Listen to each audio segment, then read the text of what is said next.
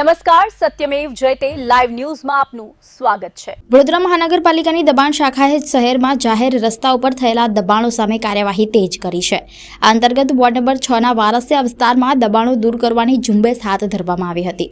વડોદરા શહેરમાં જાહેર માર્ગો અને ફૂટપાથ પર ગેરકાયદે લારી ગલ્લા તેમજ અન્ય દબાણોના કારણે વાહન ચાલકો અને રાહદારીઓને ભારે મુશ્કેલીનો સામનો કરવો પડે છે।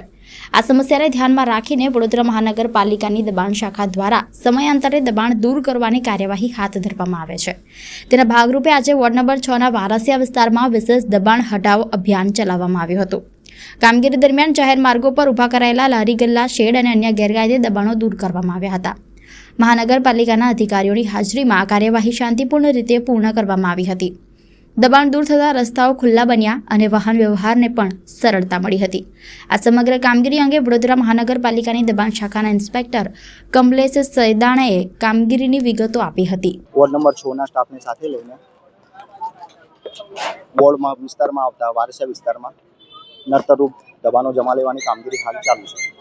અન્ય કયા વિસ્તારમાં કામગીરી કરવામાં કેટલો મુદ્દામાલ જપ્ત કરવામાં હમણાં તો લગભગ એક ટ્રક ભરીને મુદ્દામાલ જમા થશે, આગળ કામગીરી થશે તે હિસાબે જોઈશું।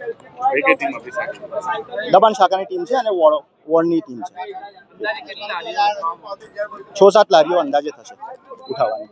હું દબાણ ઇન્સ્પેક્ટર કમલેશ સૈદાણી।